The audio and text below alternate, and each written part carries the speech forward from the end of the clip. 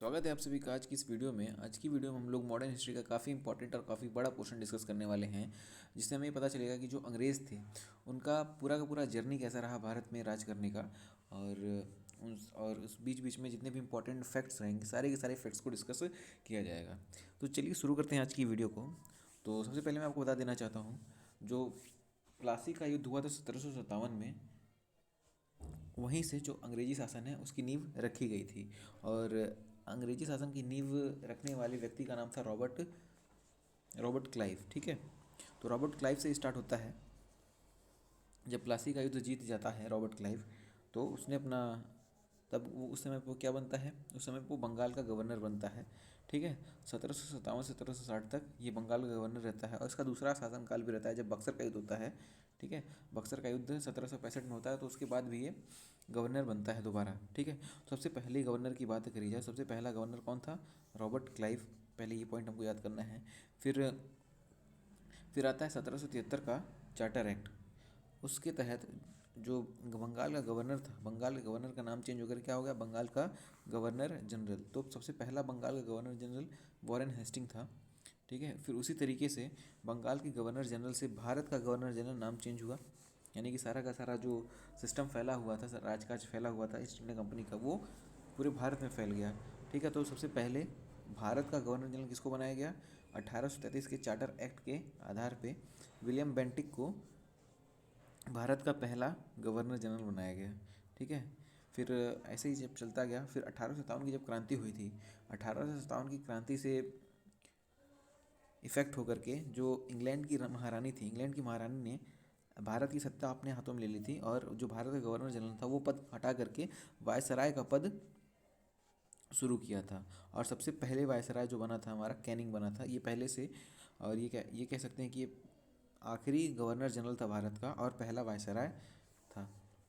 ये 1858 में पहला वायसराय बना था। 1857 की क्रांति के बाद वायसराय पद सामने आया था। फिर गवर्नर जनरल की बात करते हैं, तो सबसे पहला जो गवर्नर जनरल बना था वो था माउंट बेटन 1947 में। फिर इसके बाद जो सबसे पहले भारतीय गवर्नर जनरल बने वो थे चक्रवर्ती राजगोपालाचारी, और वो अंतिम गवर्नर जनरल थे। ठीक है, सारे के सारे, यानी कि वहाँ से जो गवर्नर सिस्टम था सारा का सारा ख़त्म हो गया था। तो यही जर्नी थी बंगाल के गवर्नर से भारत के पहले और आखिरी गवर्नर जनरल तक की। ठीक है, चलिए इसको थोड़ा सा हम लोग डीप में डिस्कस करते हैं। तो सबसे पहले हम लोग बात करेंगे बंगाल के गवर्नर जनरल, बंगाल के गवर्नर सबसे पहले रॉबर्ट क्लाइव के बारे में। तो रॉबर्ट क्लाइव के बारे में मैंने बताया कि इसका दो शासन था। पहला था 1757 से लेकर 1760 तक, और फिर दूसरे की बात करें 1765 में, 1765 से 1767 तक का। ठीक है, तो इसके समय में कुछ इसने बहुत सारे काम किए थे, जिसमें से कुछ प्रमुख काम हैं। सबसे पहला इंपॉर्टेंट क्या है, इसने द्वैध शासन को लागू किया था। द्वैध शासन को इसने 1765 में लागू किया था। जब बक्सर का युद्ध हुआ था तब की बात है ये, तब इसने द्वैध शासन लागू किया था। द्वैध शासन में था क्या? द्वैध शासन में बेसिकली जो शासन था वो दो भागों में बांट दिया गया था। पहला जो प्रशासन था वो बंगाल के नवाब संभालते थे। जैसे उस टाइम पे शाह आलम द्वितीय था, शाह आलम द्वितीय के हाथों में प्रशासन की बागडोर दे दी गई। और जो इम्पोर्टेंट फैक्टर्स थी, इंपॉर्टेंट चीज़ें थी, जैसे भू राजस्व हो गया, जिससे पैसे की अर्निंग हो, उसको अपने हाथों में ईस्ट इंडिया कंपनी ने अपने हाथों में ले लिया था। जैसे भू राजस्व की वसूली हो गई, ये सारी की सारी इंपॉर्टेंट चीज़ों को अपने अधीन कर लिया ईस्ट इंडिया कंपनी ने।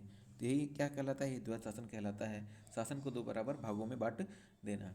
ठीक है, अच्छा, द्वैध शासन के जनक के बारे में बात कर ली जाए, तो द्वैध शासन का जो जनक है वो किसको माना जाता है? लियोनस कर्टियस को। लियोनस कर्टियस कौन है? द्वैध शासन का जनक माना जाता है।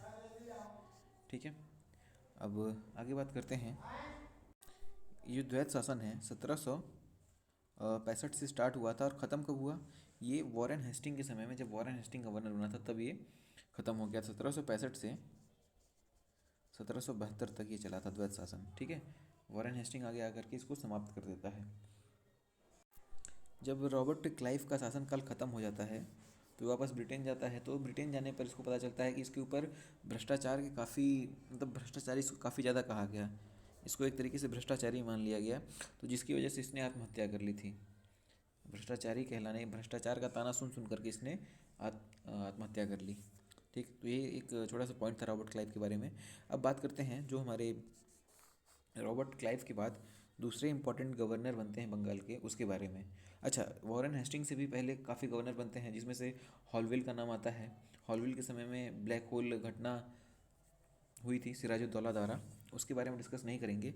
फिर हॉलविल के बाद वेंसिटाट आता है, फिर वेंसिटाट के बाद दोबारा से क्लाइव, जो कि मैंने बताया अभी 1765 में दोबारा बनते हैं। ठीक है, फिर कर्टियर के बाद ये 1972 में वॉरेन हेस्टिंग आता है। ठीक है, ये सारे जो हमारे हॉलवेल हो गया, वेंसिटाट हो गया, क्लाइव हो गया, कर्टियर, इतने इंपॉर्टेंट नहीं हैं जिसकी वजह से इसको डिस्कस करने का भी कोई मतलब नहीं बनता है। सीधे हम लोग वॉरेन हेस्टिंग के बारे में बात करेंगे। तो वॉरेन हेस्टिंग की बात करी जाए तो 1772 में ये बंगाल का गवर्नर जनरल बनता है। ठीक है, और कुछ समय बाद यानी कि 1 साल बाद 1773 में रेगुलेटिंग एक्ट आता है। अब रेगुलेटिंग एक्ट में क्या होता है? रेगुलेटिंग एक्ट में ये पहले तो बंगाल का गवर्नर था, बंगाल का गवर्नर से ये क्या बन जाता है? बंगाल का गवर्नर जनरल बन जाता है। वॉरेन हेस्टिंग 1773 के रेगुलेटिंग एक्ट के कारण ही बंगाल का गवर्नर था, अब बंगाल के गवर्नर से बंगाल का गवर्नर जनरल बन जाता है। तो इस प्रकार से जो सबसे पहला बंगाल का गवर्नर जनरल 1773 में किसी को बनाया गया, कौन था ये सबसे पहला बंगाल का गवर्नर जनरल? वॉरेन हेस्टिंग था। ठीक है, अब 1773 में ये बन गया। उसके बाद 1774 में सुप्रीम कोर्ट की स्थापना कराई गई, यानी कि हेस्टिंग के काल में ही 1774 में सुप्रीम कोर्ट की स्थापना कराई गई। सबसे पहला सुप्रीम कोर्ट था भारत का, और इसके जो मुख्य न्यायाधीश थे यानी कि चीफ जस्टिस, वो मुख्य न्यायाधीश कौन थे? Elijah Impey. एलिजा इम्पे, ठीक है, एलिजा इम्पे ये चीफ जस्टिस थे उस सुप्रीम कोर्ट में, जो पहला सुप्रीम कोर्ट था 1774 में जो बनाया गया था कलकत्ता में। ठीक है, और इनके अधीन 3 और न्यायाधीश थे, जिसमें से चैम्बर्स था, चैम्बर्स, लिमिस्टर और हाइड। चैम्बर्स, लिमिस्टर और हाइड, ये तीनों किसके अंडर काम करते थे? ये अन्य न्यायाधीश के तौर पे सुप्रीम कोर्ट में काम करते थे। ठीक है, और जैसा कि मैंने बताया 1772 में ही जो द्वैत शासन था उसको समाप्त किया था वॉरेन हेस्टिंग ने। ठीक है, अब 1774 सुप्रीम कोर्ट की स्थापना होगी। उसके बाद जो इम्पोर्टेंट पॉइंट है, 1784 में एशियाटिक सोसाइटी ऑफ बंगाल की स्थापना की गई। 1784 में एशियाटिक सोसाइटी ऑफ बंगाल की स्थापना किसने करी थी? विलियम जोन्स ने की थी। विलियम जोन्स ने स्थापना की थी एशियाटिक सोसाइटी ऑफ बंगाल की। काफ़ी इंपॉर्टेंट पॉइंट है कि एशियाटिक सोसाइटी ऑफ बंगाल की स्थापना किसके शासनकाल में हुई थी? ये हुई थी वॉरेन हेस्टिंग के शासनकाल में। वॉरेन हेस्टिंग का शासनकाल 1785 तक था। ठीक है, 84 में एशियाटिक सोसाइटी ऑफ बंगाल की स्थापना हुई। फिर उसके बाद एक इम्पॉर्टेंट पॉइंट ये भी है कि द बंगाल गजट, जो जेम्स अगस्टस हिक्की ने शुरू किया था, 1780 में आया था। भारत की पहली समाचार पत्रिका के रूप में जाना जाता है द बंगाल गजट को। ठीक है, तो इसको भी हमको याद रखना है, पहला समाचार पत्र है ये, भारत का पहला समाचार पत्र कौन सा है? The Bengal gazette. कब इसको प्रतिपादित किया गया था, कब इसको लाया गया था, कह सकते हो आप लोग, 1780 में इसको लाया गया था। ठीक है, तो ये रहा वॉरेन हेस्टिंग के बारे में। अब आगे आते हैं कार्नवालिस। कार्नवालिस की पहले बात करी जाए, जैसे यहाँ पे 1785 में इसका वॉरेन हेस्टिंग का काल खत्म हुआ 1785 में। 85 के बाद सीधा 85 के बाद हमारा 1785 से 86 तक जॉन मैकफर्सन आते हैं। 1 साल के लिए 85 से 86 तक जॉन मैकफर्सन आता है। इसका कोई इम्पोर्टेंट काम है ही नहीं। ठीक है, तो उसके बाद 1786 में आते हैं कौन? कार्नवालिस। कार्नवालिस इंपॉर्टेंट है काफ़ी। कार्नवालिस के समय में सिविल सेवा, यानी कार्नवालिस ने सिविल सेवा की स्थापना करी है, सिविल सेवा शुरुआत करी थी, जो आज का ISPCS है। ISPCS वाला सिस्टम, वो सबसे पहले किसने शुरुआत करी थी? सबसे पहले शुरुआत करी गई थी कार्नवालिस के द्वारा। ठीक है, और पुलिस व्यवस्था की शुरुआत भी कार्नवालिस के समय में हुई थी, जो IPS वगैरह बनते हैं। और जो स्थायी बंदोबस्त है, स्थायी बंदोबस्त की शुरुआत भी किसने करी थी? कार्नवालिस ने 1793 में करी गई थी। ठीक है, और ये जो सिविल सेवा है, सिविल सेवा संबंधित यहाँ पर मैंने एक पॉइंट लिखा है। सिविल सेवा जो IAS और IPS वाला सिस्टम है, उसके लिए प्रतियोगिता परीक्षा किसने शुरुआत कराई थी उसकी? यानी कि एंट्रेंस एग्ज़ाम की शुरुआत डलहौजी ने कराई थी। ठीक है, ये पॉइंट आगे हम लोग पढ़ेंगे। तो अभी ये जानना जरूरी है कि सिविल सेवा की शुरुआत किसने कराई थी, कॉर्नवालिस ने कराई थी। और पुलिस व्यवस्था की शुरुआत किसने कराई थी, ये भी कॉर्नवालिस ने ही कराई थी। स्थायी बंदोबस्त की व्यवस्था भी किसने कराई थी, किसके समय में हुई थी, कॉर्नवालिस के समय में हुई थी। और ये कराया किसने था, ये था स्थायी बंदोबस्त जो है ये जॉन सोर जो था। स्थायी बंदोबस्त संबंधित जॉन सोर की एक योजना थी, मतलब ये कह सकते हैं जो स्थायी बंदोबस्त है वो जॉन सोर के दिमाग की उपज थी। इसमें क्या था, अगर से जो उत्पादन हो रहा है, उत्पादन 100 हो रहा है तो 90% क्या होगा, टैक्स होगा, और 10% किसानों के पास जाएगा। ये योजना किसकी थी, जॉन सोर की थी। और लागू कब किया गया था इसको, कॉर्नवालिस के समय में लागू किया गया था। ठीक है। और इसी समय में श्रीरंगपट्टनम की संधि भी हुई थी टीपू सुल्तान से। कॉर्नवालिस और टीपू सुल्तान के बीच में श्रीरंगपट्टनम की संधि भी इसी समय हुई थी। फिर इसके बाद हम लोग बात करेंगे जॉन सोर के बारे में। जॉन सोर था, जॉन सोर जॉन सोर के समय में खारदा का युद्ध हुआ था, काफ़ी इंपॉर्टेंट है। और एक ही चीज़ हमको याद करनी है जॉन सोर से संबंधित कि इसके समय में खारदा का युद्ध हुआ था मराठा और निजाम के बीच में। ठीक है। फिर इसके बाद हम लोग बात करते हैं वेलेजली, वेलेजली के बारे में। वेलेजली जो है, वेलेजली 1798 से 1805 तक इसका शासनकाल रहा, या फिर कह लीजिए ये गवर्नर जनरल बना रहा। ठीक है। अब वेलेजली काफ़ी इंपॉर्टेंट है। वेलेजली को बंगाल का शेर के नाम से जाना जाता था, इसको बंगाल का शेर कहा जाता था। ठीक है। अब इसके समय में क्या क्या शुरू हुआ था, इसके समय में सहायक संधि प्रणाली शुरू की गई थी। बसीन की संधि इसी के समय में हुई थी। और चौथा एंग्लो मैसूर युद्ध, चौथा एंग्लो मैसूर युद्ध जिसमें हैदर अली हार जाता है, इसी के समय में हुआ था। हैदर अली और किसके बीच में होता है, हैदर अली और वेलेजली के बीच में चौथा मैसूर युद्ध होता है, जिसको वेलेजली आसानी से जीत जाता है। ठीक। और इसके समय में प्रेस पर प्रतिबंध लगा दिया गया था। वेलेजली को प्रेस से पता नहीं क्या दिक्कत थी, उसने प्रेस पर प्रतिबंध लगा दिया था। प्रेस क्या करता था ना, यानी कि जो हमारा समाचार पत्र वगैरह थे, ये लोग गवर्नर की करतूतों के बारे में छापते थे, जिस वजह से इनको दिक्कत होती थी, तो इसीलिए इन्होंने प्रतिबंध लगा दिया था। ठीक। फिर इसके बाद वापस से कॉर्नवालिस आता है। कॉर्नवालिस 1805 में दोबारा बनते हैं गवर्नर, गवर्नर जनरल दोबारा बनता है। और इसकी मृत्यु होती है गाजीपुर में, यूपी में एक जगह पड़ती है गाजीपुर, वहीं पर इसकी मृत्यु हो जाती है। ठीक है। अब फिर इसके बाद आगे बात करते हैं हेस्टिंग्स। उसके बाद गवर्नर कौन बनता है, यानी कि इम्पोर्टेंट कौन है, बनता तो काफ़ी है लेकिन इम्पोर्टेंट कौन है, इम्पोर्टेंट है हमारा हेस्टिंग्स। हेस्टिंग्स की बात करी जाए तो जो हेस्टिंग है ये दूसरा हेस्टिंग है। ऊपर हम लोगों ने वॉरेन हेस्टिंग्स के बारे में पढ़ा था, ये वो नहीं है। इसके समय में क्या हुआ था, इसके समय में 1813 का चार्टर एक्ट आया था। 1813 का चार्टर एक्ट आया था जिसमें व्यापारिक एकाधिकार समाप्त कर दिया गया था। ये इंपॉर्टेंट पॉइंट है। 1813 के चार्टर एक्ट में व्यापारिक एकाधिकार समाप्त कर दिया गया था। उस समय पे गवर्नर जनरल कौन था, गवर्नर जनरल था हेस्टिंग्स। ठीक है। और इसी के समय में 1820 में रैयतवाड़ी व्यवस्था आई थी। टॉमस मुनरो इसका प्रतिपादक था, या फिर टॉमस मुनरो के दिमाग की उपज थी क्या, रैयतवाड़ी व्यवस्था। ठीक है। और जब ये रैयतवाड़ी व्यवस्था लेकर आया था टॉमस मुनरो, तो उस समय पे ये मद्रास का गवर्नर था। ठीक है। अब आगे बात करते हैं इस हेस्टिंग से क्या क्या इंपॉर्टेंट है। व्यापारिक एकाधिकार समाप्त किया गया था 1813 वाले चार्टर एक्ट में। ठीक। और रैयतवाड़ी व्यवस्था इसी के समय में आई थी। ठीक। ये सारी चीज़ें इंपॉर्टेंट हैं। ठीक है। अब इसके बाद बात करते हैं विलियम बेंटिक के बारे में, 1828 में जिसका शासन स्टार्ट होता है। ठीक है। अब विलियम बेंटिक है, इसने जितने भी हमारे ये रहे क्या कहते हैं गवर्नर, उसमें सबसे बढ़िया कह सकते हैं इन्होंने काम किया था, विलियम बेंटिक ने। 1828 से 1835 तक था ये। ठीक। इसके समय को सबसे बढ़िया नहीं, सबसे बढ़िया तो रिपन करते हैं। इसके समय में काफ़ी मतलब सोफिस्टिकेटेड काम हुआ था, जिस वजह से इसका जो काल है शांति का समय के नाम से जाना जाता है। ठीक है। सबसे पहला चीज़, इसके समय में 1833 में चार्टर अधिनियम आया था। चार्टर अधिनियम में क्या था, जो बंगाल का गवर्नर जनरल था वो किस में चेंज हो गया था, भारत का गवर्नर जनरल हो गया था। ठीक है। यानी कि पहला भारत का गवर्नर जनरल कौन था, विलियम बेंटिक था। पहले तो 1828 से लेकर के 1833 तक ये क्या था, बंगाल का गवर्नर जनरल। फिर 1833 से लेकर के 1835 तक ये पूरे भारत का गवर्नर जनरल के तौर पर शासन किया या फिर काम करता है। ठीक है। इसके समय में सती प्रथा और ठगी प्रथा, ये दोनों सती प्रथा और ठगी प्रथा का उन्मूलन होता है किसके समय में? विलियम बेंटिक के समय में। और आगे हम लोग दास प्रथा के बारे में पढ़ेंगे। दास प्रथा का जो उन्मूलन होता है वो होता है एलन बरो के शासनकाल में, ठीक है। तो केवल सती प्रथा और ठगी प्रथा का उन्मूलन विलियम बेंटिक के शासनकाल में होता है। फिर इसके बाद आता है चार्ल्स मेटकॉफ। चार्ल्स मेटकॉफ से संबंधित एक ही इंपॉर्टेंट पॉइंट है कि इसने प्रेस को स्वतंत्रता दिलाई थी।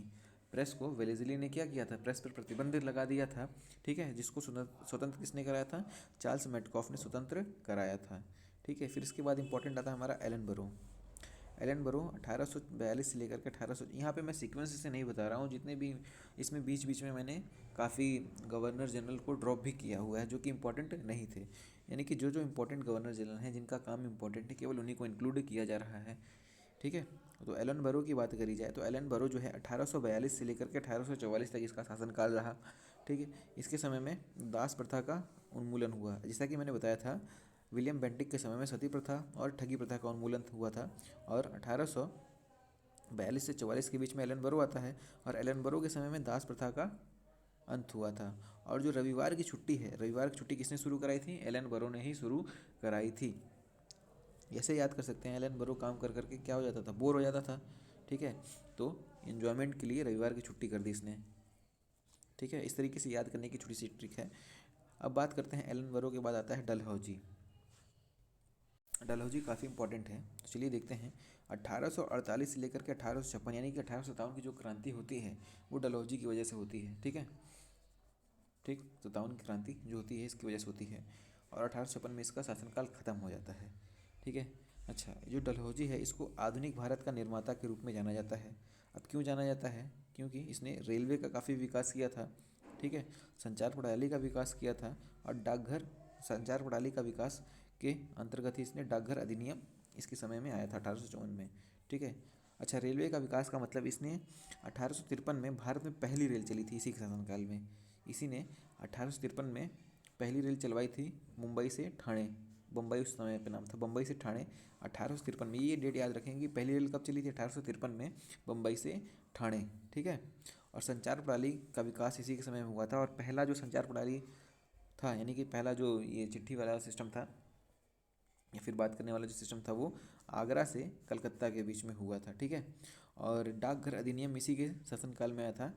जो संचार प्रणाली है, संचार प्रणाली का विकास करने के लिए ही डाकघर अधिनियम लाया गया।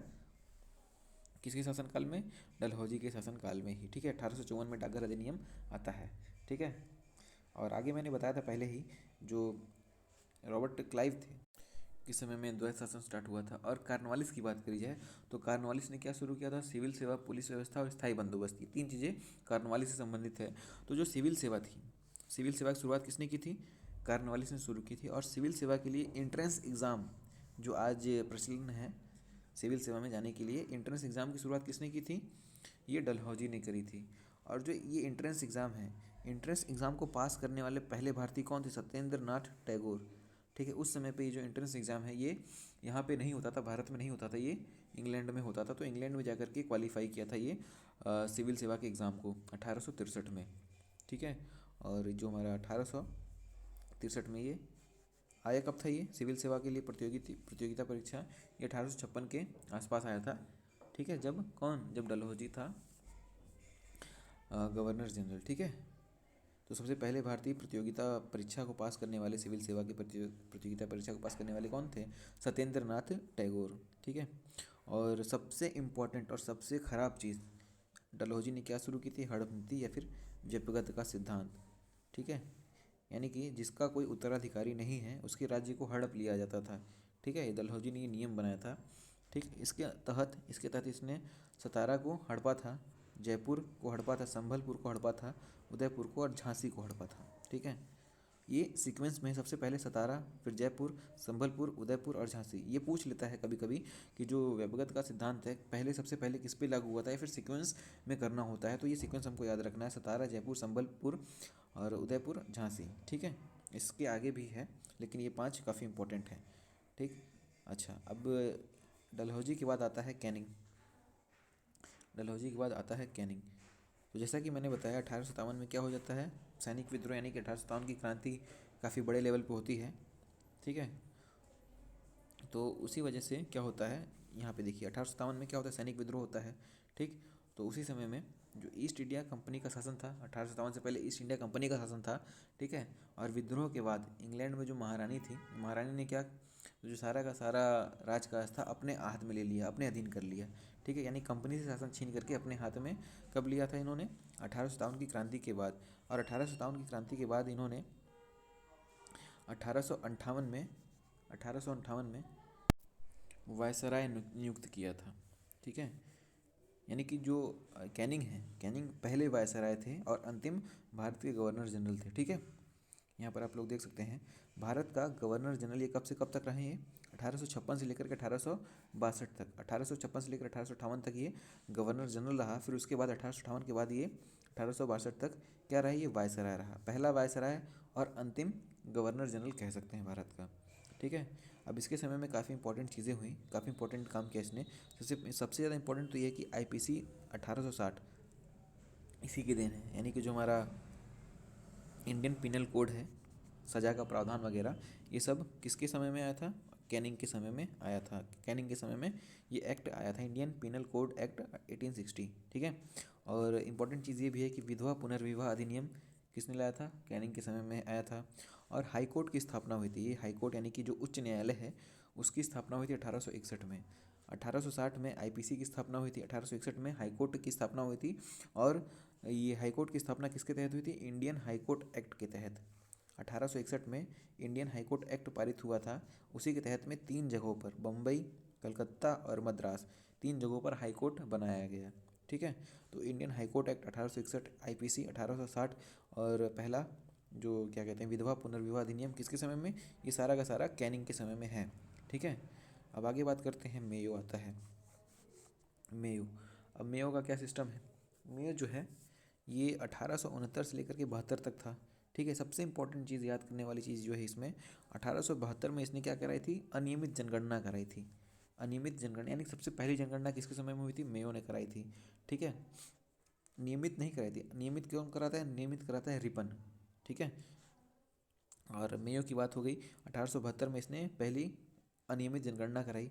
ठीक, और 1872 में इसकी हत्या कर दी गई थी। और हत्या कहाँ की गई थी, अंडमान में। अंडमान में एक अफ़गान था जो इससे काफ़ी नाराज़ था, अंडमान में गया अपना काम काम के सिलसिले में और वहीं पे निपट लिया ये। ठीक है, और मेयो से संबंधित एक कॉलेज है अजमेर में, मेयो कॉलेज। ठीक है, ये भी याद रखना है, अजमेर में मेयो से संबंधित मेयो कॉलेज है। ठीक, अच्छा, अब मेयो के बाद आता है लिटन। लिटन जो है 76 से लेकर के 80 तक रहा। ठीक है, और लिटन से संबंधित क्या है, vernacular press act. Vernacular press act किसने पारित किया था, लिटन ने पारित किया था। ये जो वर्नाकुलर प्रेस एक्ट है ये क्या था, ये भी प्रेस से संबंधित था, प्रेस पर प्रतिबंध लगाने से ही संबंधित था। लेकिन इसमें था क्या, इसमें जो क्षेत्रीय भाषा में जो मैगजीन छपती थी उस पर ये प्रतिबंध लगाने के लिए था। ठीक है, यानी कि देसी भाषा का जो रीजनल लैंग्वेज था उस पर इसने रोक लगा दिया था। ठीक है, रीजनल लैंग्वेज में यानी कि जो देसी भाषा में जो प्रेस चलता था उसको इसने बंद कराया था, उसी को वर्नाकुलर प्रेस एक्ट कहा गया। ठीक है, वर्नाकुलर प्रेस एक्ट के तहत इसने देसी भाषा में प्रेस का बंद किया था। वर्नाकुलर का मतलब ही होता है क्या है, देसी भाषा प्रेस अधिनियम। ठीक, अच्छा, अब आगे बात करते हैं, यानी कि इस वर्नाकुलर प्रेस एक्ट को देसी भाषा प्रेस अधिनियम के नाम से भी जाना जाता है। ठीक है, 1878 में वर्नाकुलर प्रेस एक्ट या फिर देसी भाषा प्रेस अधिनियम।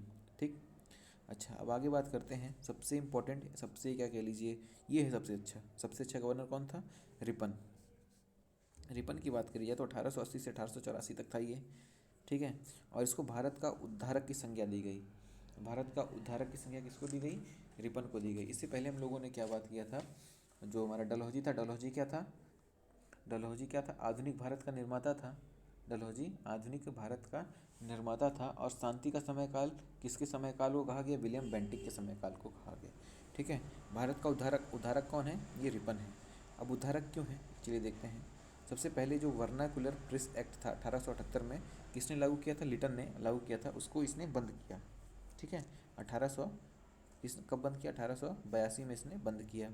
ठीक, और 1881 में नियमित जनगणना की शुरुआत कराई। 1882 में नियमित जनगणना की शुरुआत करें। ऊपर हम लोगों ने क्या देखा था, 1872 में अनियमित जनगणना किसने शुरू की थी, मेयो ने। लेकिन सबसे नियमित रूप से, यानी कि सब क्या कहते हैं, पूरी व्यवस्था से किसने शुरू कराई थी, रिपन ने शुरू कराई थी नियमित जनगणना। और स्थानीय स्वशासन की शुरुआत भी कब हुई थी, इसी के शासनकाल में हुई थी। जो हमारा 1872-73 वाला नियम नहीं है स्थानीय स्वशासन वाला, जिसके तहत पंचायती व्यवस्था और नगर निगम व्यवस्था है, वो इसी के शासन में शुरू की गई थी, इसी के समय में। और प्रथम कारखाना अधिनियम भी किसके समय में आई थी, ये भी रिपन के समय में ही आया था। और एक और इम्पोर्टेंट चीज़ है इल्बर्ट बिल। इल्बर्ट बिल की बात करी जाए तो इल्बर्ट बिल होता क्या है, इल्बर्ट बिल उस समय, अच्छा ये जो शासन है इंग्लैंड के अधीन है, ठीक है। इंग्लैंड उस समय में यूरोप के अंतर्गत आता था। अच्छा, तो जो यूरोप में ये इल्बर्ट बिल किससे संबंधित वो बताने जा रहा हूँ मैं। पहले यूरोपियन कोर्ट में जज कौन बनते थे, केवल जो यूरोपीय लोग थे वही लोग बनते थे, खास करके जो अंग्रेज लोग थे वही। इल्बर्ट बिल आ जाने के बाद इल्बर्ट बिल के आधार पे जो यूरोपियन कोर्ट में जज बनने का अधिकार भारतीयों को भी हुआ, ठीक है। इसी को इल्बर्ट बिल कहा गया, यानी यूरोपियन कोर्ट में जज बनने का अधिकार इल्बर्ट बिल के तहत भारतीयों को मिला, ठीक है। ये इसलिए इम्पोर्टेंट है। और ये किसके समय में आया था, ये समय में आया था रिपन के, ठीक है। आगे बात करते हैं, रिपन रिपन 84 तक था। 84 के बाद आता है डफरिन, 84 से 88, ठीक है। और डफरिन के समय में यही इंपॉर्टेंट है कि इसके समय में 1885 में क्या हुआ था, कांग्रेस की स्थापना हुई थी। और कांग्रेस की स्थापना की किसने थी, ए ओ ह्यूम ने स्थापना करी थी, ठीक है। ए ओ ह्यूम ने कांग्रेस की स्थापना 1885 में की थी, किसके समय में, डफरिन के समय में, ठीक है। फिर आते हैं कर्जन। कर्जन का जो समय था 1899 से 1905 तक का था, ठीक है। कर्जन फूट डालो राज करो, इसका ये सिद्धांत था, फूट डालो और राज करो, ठीक है। इसी के कारण ही 1906 में मुस्लिम लीग बना था। फूट डालने के कारण ही भारत में जो हिंदू और मुस्लिम थे उनके बीच में फूट डालने का काम बखूबी किसने किया था, कर्जन ने किया था, जिसकी वजह से मुस्लिम लीग बना बांग्लादेश में, ठीक। काफ़ी इम्पैक्ट भी रहा इस मुस्लिम लीग का, आगे हम लोग दूसरे लेक्चर्स में देखेंगे इसको भी। अच्छा, कर्जन के बारे में बात करते हैं। तो कर्जन जो है, कर्जन के समय में क्या क्या इंपॉर्टेंट चीज़ें हुई, सबसे पहला बंगाल का विभाजन। बंगाल का विभाजन 1905 में, फूट डालो, फूट डाल करके विभाजन कर दिया, हटाओ। फिर भारतीय पुरातत्व विभाग, इसके समय में क्या कहते हैं बना था, भारतीय पुरातत्व विभाग। भारतीय विश्वविद्यालय अधिनियम, सिंचाई आयोग, पुलिस आयोग, सिंचाई आयोग और पुलिस आयोग और विश्वविद्यालय अधिनियम किसके समय में ये सब है, ये सब किसके समय में है, कर्जन के समय में है, ठीक है। और विश्वविद्यालय आयोग की बात करिए तो विश्वविद्यालय आयोग भी कर्जन के समय में है। तो यही चीज़ें बात याद रखनी है हमको कि बंगाल का विभाजन कर्जन के समय में हुआ था, पुरातत्व विभाग भी कर्जन के समय में, विश्वविद्यालय अधिनियम भी कर्जन के समय में, सिंचाई आयोग, पुलिस आयोग और विश्वविद्यालय ये तो दो दो बार हो गया, ठीक है। तो विश्वविद्यालय आयोग, सिंचाई आयोग और पुलिस आयोग किसके समय में हुआ था, ये कर्जन के समय में हुआ था। अब कर्जन के बाद आता है कौन, हार्डिंग। ये सब भी कौन चल रहे हैं, ये सब वायसराय चल रहे हैं 1858 में जो वायसराय बना था तभी से, ठीक है। अब आगे बात करते हैं हार्डिंग की। हार्डिंग जो है, हार्डिंग जब आया था 1910 में, ठीक है, 1916 तक रहा ये। तो 1911 में इसने बंगाल विभाजन को रद्द किया, काफ़ी विद्रोह हुआ बंगाल विभाजन का, जिसकी वजह से 1911 में इसको रद्द करना ही पड़ा, ठीक है। और 1912 में, इसके समय में 1912 में क्या हुआ, पहले 1912 से पहले क्या राजधानी थी, कलकत्ता थी, ठीक है। तो कलकत्ता से राजधानी कहाँ ट्रांसफ़र करनी पड़ी, दिल्ली ट्रांसफ़र कर दिया, किसने, हार्डिंग ने, ठीक है। अब फिर उसके बाद आता है चेम्सफोर्ड। चेम्सफोर्ड 1916 से 1921 तक था। अब चेम्सफोर्ड के समय में काफ़ी भयानक भयानक घटनाएं होती हैं। सबसे पहला इसने रॉलेट एक्ट लेकर आया था, रॉलेट एक्ट इसी के समय में आया था। रॉलेट एक्ट में क्या था, बिना वकील, बिना दलील, बिना अपील किसी को भी अंदर कर दिया जा रहा था। तो इसी रॉलेट एक्ट के तहत ही महात्मा गांधी जी को अंदर कर लिया गया, मतलब जेल में बंद कर दिया गया, जिसके विद्रोह में जलियांवाला बाग में एक सभा आयोजित की गई थी। और जनरल ओडवायर ने क्या किया था, माइकल डायर और जनरल ओडवायर ने बहुत सारे लोगों की हत्या करी थी, ठीक। तो उसी को जलियांवाला बाग हत्याकांड के नाम से जाना जाता है। और ये 1920 में हुआ था, चेम्सफोर्ड के समय में। चेम्सफोर्ड का समय 1916 से 1921 में, 1919 में रॉलेट एक्ट आया, फिर 1920 में क्या कहते हैं जलियांवाला बाग हत्याकांड हुआ। फिर 1920 में जलियांवाला बाग हत्याकांड के बाद गांधी जी ने असहयोग आंदोलन शुरू किया था, ठीक है। असहयोग आंदोलन शुरू किया था इसी जलियांवाला बाग हत्याकांड के बाद, जिसको इन्होंने जिसको इन्होंने 1922 में बंद भी कर दिया था। अभी आगे बताऊंगा मैं आप लोगों को। ठीक है, तो चेम्सफोर्ड संबंधित ये तीन तीन घटनाएं काफ़ी इंपॉर्टेंट है, रॉलेट एक्ट, जलियांवाला बाग हत्याकांड और असहयोग आंदोलन। फिर 1921 के बाद 1921 में आते हैं रीडिंग। ठीक है, रीडिंग रीडिंग के समय में क्या होता है, चौरी चौरा हत्याकांड होता है 1922 में। ठीक, जब 5 फरवरी 1922 में चौरी चौरा हत्याकांड, चौरी चौरा कांड कह सकते हैं आप लोग। ठीक है, उसमें पुलिस थाने में जितने भी पुलिसकर्मी थे सबको बंद करके जला दिया गया।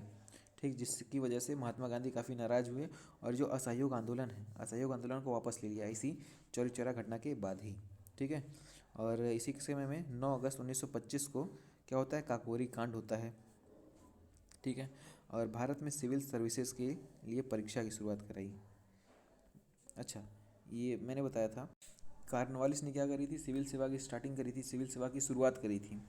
ठीक है, और डलहौजी ने क्या किया था, प्रतियोगी परीक्षा का आयोजन किया था, किसके लिए, सिविल सेवा के लिए। ठीक है, लेकिन उस समय प्रतियोगी परीक्षा जो थी, प्रतियोगिता परीक्षा जो होती थी वो इंग्लैंड में होती थी, भारत में नहीं होती थी।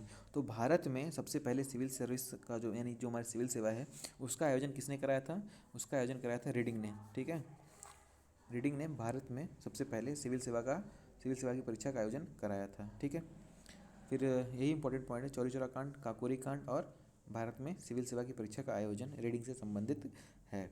अब बात करते हैं इरविन। अगला कौन आया था 1926 1931 के लिए, इरविन आता है। इरविन के समय में क्या क्या हुआ था, इरविन जो है इंपॉर्टेंट है, इसके समय में साइमन कमीशन भारत आया था। ठीक, 1928 में साइमन कमीशन भारत आया था। और सविनय अवज्ञा आंदोलन, सविनय अवज्ञा आंदोलन 1930 क्या कहते हैं 1930 से 1934 में 2 बार चलता है ये। ठीक है, महात्मा गांधी जी चलाते हैं सविनय अवज्ञा आंदोलन, जिसके तहत ये दांडी मार्च करते हैं। फिर तो ये इरविन से संबंधित पॉइंट्स है। अब बात करते हैं वेलिंगटन। वेलिंगटन जो है, ये वेलिंगटन के समय में 1935 1931 1935 तक है ये। वेलिंगटन के समय में 1935 में भारत शासन अधिनियम आता है, काफ़ी इंपॉर्टेंट अधिनियम है ये अधिनियम। एक तरीके से कह सकते हैं इसी अधिनियम के बेस पे पूरा हमारा संविधान बनाया गया है, या फिर संविधान में सबसे ज़्यादा एक्ट कहाँ से लिया गया है, भारत शासन अधिनियम से ही लिया गया है, इसलिए काफ़ी इंपॉर्टेंट है। तो इसके लिए हमको याद क्या होना चाहिए यहाँ पे, कि वेलिंगटन के समय में भारत शासन अधिनियम आया था। ठीक है, और अब इसके बाद लिनलिथगो आते हैं 1936 में, 1936 से 1943 तक लिनलिथगो आता है। लिनलिथगो के समय में भारत छोड़ो आंदोलन शुरू किया गया था 9 अगस्त 1942 को। 9 अगस्त 1925 को क्या शुरू किया गया था, काकोरी कांड। ठीक है, काकोरी षड्यंत्र। ठीक है, अब तो काकोरी कांड का नाम काकोरी एक्शन हो गया है, चेंज कर दिया गया है। ठीक है, तो उसी क्या कहते हैं, इसी की याद में 9 अगस्त को ही क्या शुरू किया गया था, भारत छोड़ो आंदोलन। घोषणा 8 अगस्त को हो गई थी, स्टार्ट कब हुआ था ये आंदोलन, 9 अगस्त 1942 को। और क्रिप्स मिशन भी लिनलिथगो के समय में आया था 1942 में।